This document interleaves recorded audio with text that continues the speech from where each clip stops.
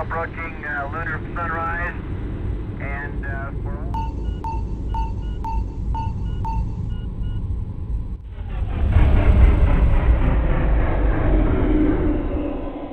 A ciência moderna, tal qual conhecemos hoje em dia, é um evento extremamente recente na história do homem. Durante a maior parte da nossa existência no planeta, os cientistas eram indivíduos isolados, que trabalhavam por conta própria, ou então apoiados por poucos recursos, doados por mecenas. A institucionalização da ciência não tem mais que um século e meio.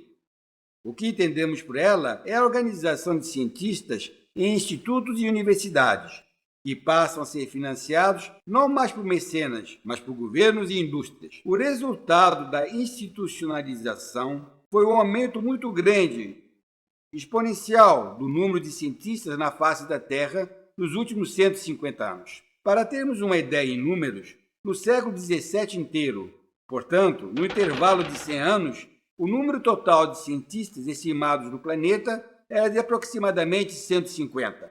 É difícil avaliar com precisão a quantidade de coisas novas que esses cientistas descobriram, mas do século XVII até 1900, e agora somente em um ano, no ano de 1900, o número de cientistas, que era de aproximadamente 150, passou a ser da ordem de 4 a 5 mil. E os trabalhos desses cientistas estavam agora publicados em revistas de circulação ampla, encontrado nas principais bibliotecas universitárias. O total de trabalhos científicos publicados no ano de 1900 foi de cerca de 4 mil. No entanto, no século seguinte, de 1900 até os tempos de hoje, o número de cientistas passou a crescer de forma exponencial e hoje em dia o número estimado ultrapassa 30 milhões de cientistas. O número crescente de cientistas descobre novos fatos, mais informações novas tornam-se disponíveis. E o número de trabalhos científicos publicados, relatando coisas novas, passou de 4 a 5 mil para mais de 2 milhões por ano. Essa quantidade enorme de informações novas mudou completamente a maneira de ser, a maneira do homem viver no planeta. Um exemplo do grande avanço do conhecimento ocorrido nos últimos 200 anos são os meios de transporte aqui ilustrados nesse gráfico. Na horizontal, temos o tempo passando, desde antes da época de Cristo até os tempos modernos. Na vertical, aqui, a velocidade alcançada pelo homem.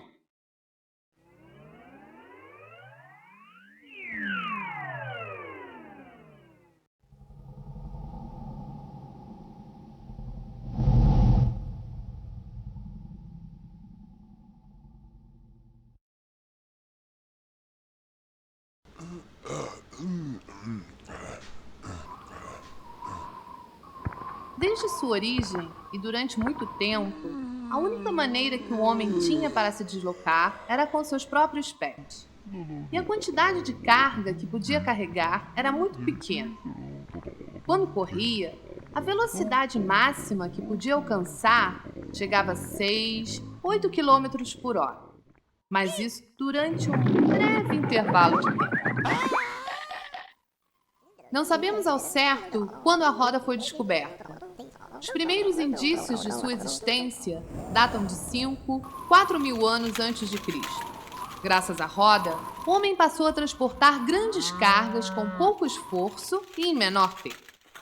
Os carros de combate, puxados por cavalos, surgiram há cerca de 3 mil anos antes de Cristo na Mesopotâmia.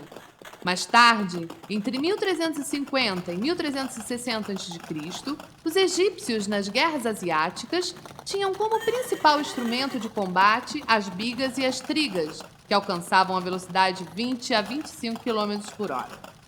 Desde os egípcios até a diligência americana em 1800, portanto, após mais de 3 mil anos na história do homem, o único avanço tecnológico conseguido foi passar de 3, 4 cavalos para 6, 8 cavalos. 1825, uma data histórica. O trem desenvolvido por George Stephenson alcança a velocidade das diligências que corriam a 25 km por hora. Pela primeira vez, uma máquina atrelada à roda ultrapassa um animal correndo. De lá para cá, o avanço foi extremamente rápido. A roda se acelera cada vez mais. A roda tocou as nuvens.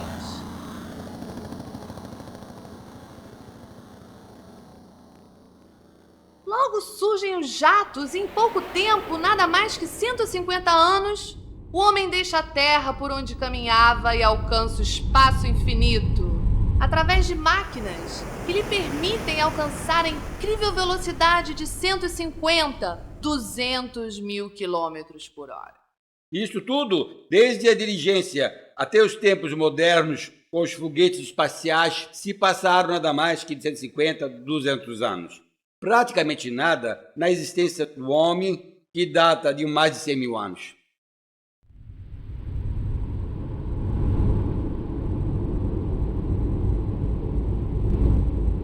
Esse gráfico, à semelhança do anterior, mostra o crescimento da população ao longo do tempo. No vertical, o número de pessoas habitando o planeta. Estima-se que, no princípio da era cristã, a população média do planeta era de 300 milhões de almas, e a idade média do homem, cerca de 14 anos. De lá até 1850, o crescimento da população foi de 300 para cerca de 900 milhões de habitantes. A idade média do homem variava entre 30 e 40 anos, dependendo da região em que habitava. Nesse intervalo de tempo, a população cresceu e caiu. E essa oscilação reflete o resultado de epidemias, pestes e muitas vezes simplesmente a falta de alimento. Aqui nesse ponto, a grande queda da população, a famosa peste bubônica, que matou cerca de 2/3 da população do planeta.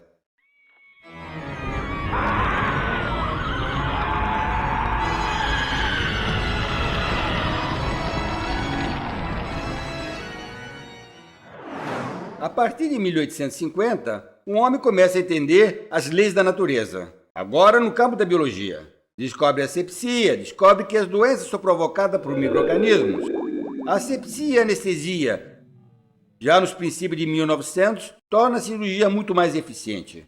Segue-se a descoberta das sulfas, dos antibióticos e inventa as vacinas que protegem a populações inteiras de várias infecções. Daí em diante, o grande avanço da medicina e da produção de alimentos permite que, em menos que 200 anos, a população do planeta, que era de 900 milhões de habitantes, e nada menos que um século e meio, passa para 6 bilhões.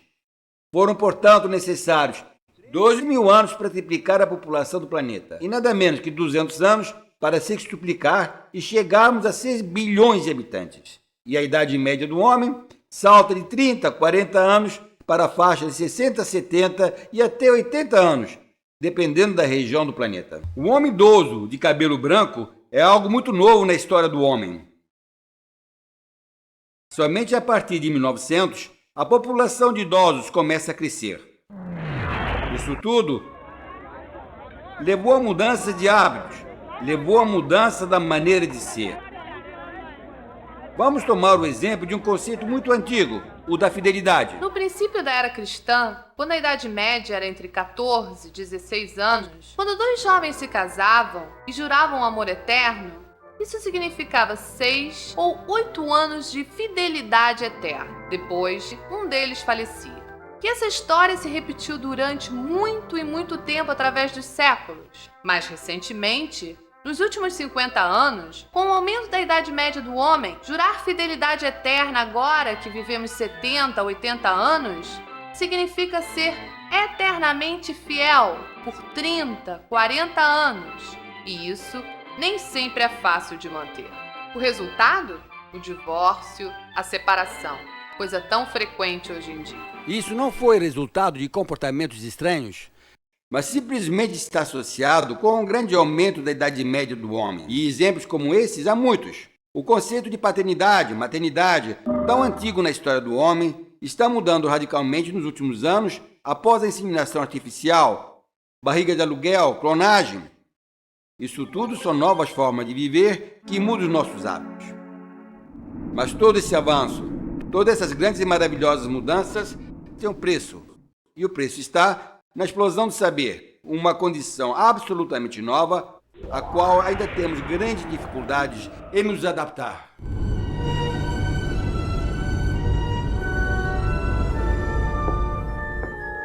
Lembre que eu mencionei a vocês que, durante o ano de 1900, o total de novas informações era equivalente a cerca de 6 mil trabalhos científicos e que hoje em dia publicamos cerca de 2 milhões de trabalhos por ano. É uma quantidade muito grande de informações novas que estamos tendo dificuldade de utilizar, manipular. Vejamos, por exemplo, o professor universitário e antes da explosão do saber. Por volta de 1700 e 1800, uma das grandes bibliotecas do planeta era a biblioteca da Universidade de Oxford. Essa biblioteca tinha milhares de volumes, mas a maior parte desses livros eram livros religiosos que tratavam de temas genéricos, não relacionados especificamente à ciência. Na área geral da ciência, que se chamava na época de filosofia experimental, a coleção era limitada, era pequena, alguns poucos volumes, mas volumes finos. Assim, um professor que gostaria de atualizar seu conhecimento, se fosse para a biblioteca e se dedicasse só para se atualizar durante um ano e lesse durante 8 horas por dia, parando para o almoço, parando para o jantar, descansando aos sábados e domingos, esse professor conseguiria ler toda a coleção de ciência no período de 6 a 7 meses. Teria ainda 2 ou 3 meses para poder passar. Seria um ano no qual o professor tentaria se atualizar. E nesse intervalo, ele teria lido tudo o que se sabia sobre filosofia, Sobre matemática, sobre biologia. Era um homem que tinha uma visão ampla do que se sabia na época. Um homem com uma cultura ampla e geral em todas as áreas do conhecimento científico. Atualmente, a coisa é um pouco mais complicada. Vejam, por exemplo, eu sou um professor de bioquímica, gosto de ensinar no estado da arte. Minha área de trabalho é transporte ativo de cálcio. Esse meu colega aqui segura um livro-texto que adotamos em nossos cursos de bioquímica para estudantes da área biomédica. Esse livro, para os estudantes, se afigura muito grosso. Há muito que se estudar em somente 6 meses. No entanto, esse livro deve resumir o que se descobriu em bioquímica, pelo menos nos últimos 20 anos. Somente uma revista científica, o Journal of Biological Chemistry, editado nos Estados Unidos no ano de 2001, publicou uma pilha bem grande de revistas, cada qual contendo muitos artigos científicos, e isso somente em um ano. Se considerarmos que essa revista publicou em 20 anos, a quantidade de informações fica muito mais volumosa. E se lembramos que há cerca de 200 revistas tratando de temas de bioquímica, então a quantidade nova de informações geradas nesses 20 anos é tamanha que nosso colega desaparece. Essa comparação ilustra que, primeiro, esse livro didático há de ser obrigatoriamente superficial e muito limitado. Não poderá cobrir toda essa área do saber. Um outro ponto, o professor. Assim, eu sou professor de bioquímica e gosto de ensinar atualizado. Se eu tivesse, como aquele meu colega da Inglaterra, me dedicado um ano inteiro só para me atualizar e lesse somente bioquímica, não filosofia, não biologia, puramente bioquímica, e eu for um homem muito inteligente e capaz de conseguir ler um trabalho científico por hora, se eu ler 10 horas por dia, 7 dias na semana, os 365 dias do ano, eu não teria lido mais que 6 ou 7% da bioquímica publicada naquele ano. Portanto, estarei totalmente desatualizado. E se no ano seguinte eu insistir em me atualizar por mais um ano, terei que ler uma quantidade igual de trabalhos e ainda mais 94% do que não li no ano anterior. É impossível ser atualizado. E também é impossível manter esse ritmo de trabalho. Se eu passar lendo 10 horas por dia, serei demitido pela universidade porque não dei aula, não conseguirei obter recursos para fazer minha pesquisa porque não publiquei nenhum artigo científico e seguramente minha família me colocará para fora de casa porque eu passei o tempo todo na biblioteca. E sem dúvida nenhuma, depois de um ano e ler 10 horas por dia durante um ano inteiro, no fim de um ano não estarei bem da cabeça. Portanto, é impossível se atualizar. Se voltarmos a um daqueles gráficos anteriores, compararmos agora o que eu sei como professor. Eu trabalho com transporte ativo de cálcio. um tema muito limitado da bioquímica geral. Em termos de transporte ativo de cálcio, esse tema muito limitado, eu estou aproximadamente, em termos de conhecimentos, no ano de 2000. Se passarmos para uma área mais geral, como por exemplo a imunologia ou parasitologia, área muito afins da minha, eu estarei em 1980. A minha física, provavelmente, Sir Isaac Newton. Matemática, por volta de 1200. Ciências sociais, eu não sei exatamente em que ponto da história eu estou. Mas minhas duas filhas, com frequência, quando estão zangadas, garantem que eu estou, provavelmente, na época da pedra. Portanto, eu tenho um perfil de diversas idades culturais na minha cabeça. E assim cada um de nós. Cada qual tem um perfil variado de conhecimento ao longo da história. E torna-se, portanto, muito difícil encontrar duas pessoas que pensem de uma maneira mais homogênea o que era a média antigamente.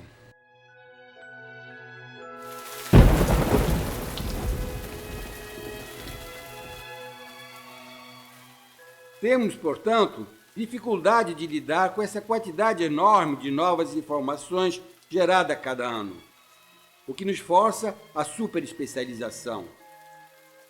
A superespecialização é um evento novo na história. O que se sabia até 1900, entre 1700 e 1900, a quantidade de informação disponível podia ser absorvida facilmente pelo cérebro humano. Eram poucas coisas que sabia e as pessoas eram generalistas.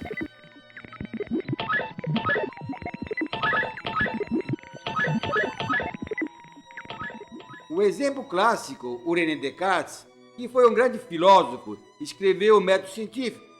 Foi um grande matemático, descobriu as coordenadas cartesianas e, além disso, um famoso biólogo.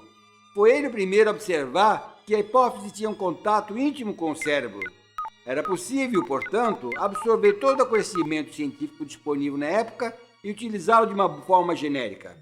Atualmente, com a grande quantidade de informações disponíveis, tornou-se impossível assimilar tudo o que se descobre a cada ano. Isso nos levou à superespecialização. Mas a superespecialização tem consequências complicadas, como podemos ver na ilustração aqui do lado. As grandes áreas do saber podem ser, de uma forma genérica, agrupadas em ciências sociais, ciências exatas e educação, uma ciência cuja importância cresceu com o excesso de informações.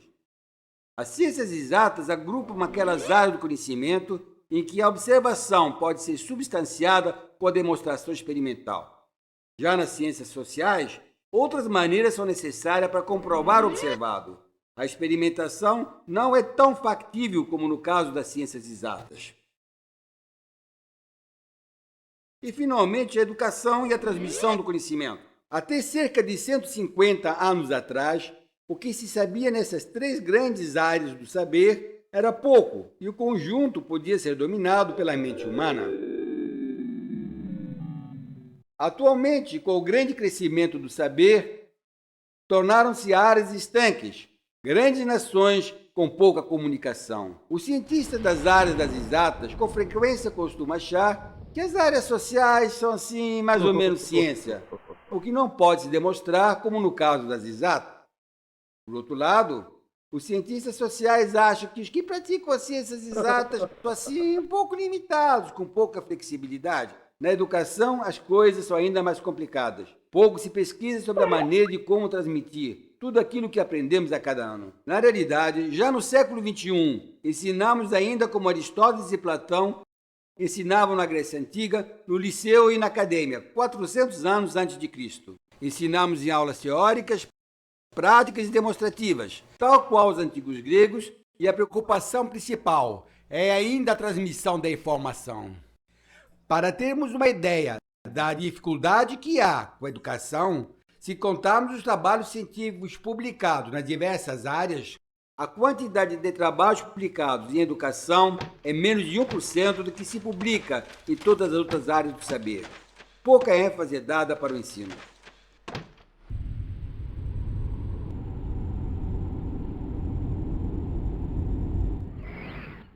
Mas mesmo dentro das grandes áreas do saber, como por exemplo as ciências exatas, há grande dificuldade de comunicação.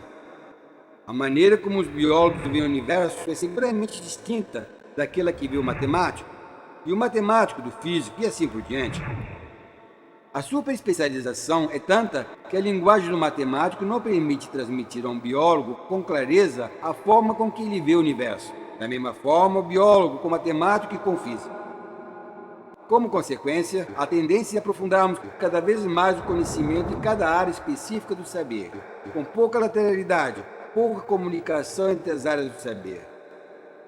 Talvez, se nós conseguíssemos uma linguagem universal em que o matemático, o biólogo e o químico pudessem comunicar com clareza, cada qual transmitindo ao outro a forma como ele vê a natureza, o universo, o nosso conhecimento poderia avançar muito mais rapidamente.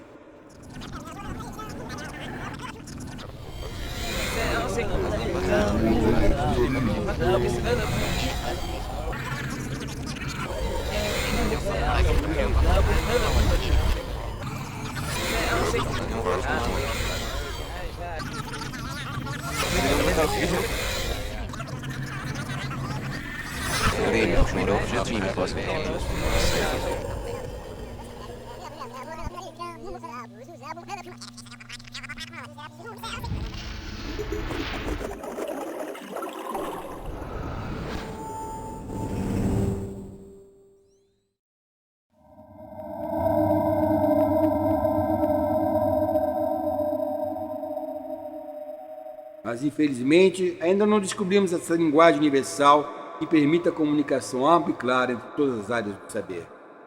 Atualmente, entre as dificuldades que enfrentamos está a de lidar com o grande número de novas informações, a superespecialização e a falta de uma linguagem universal que permita ampla comunicação entre as diversas áreas do saber.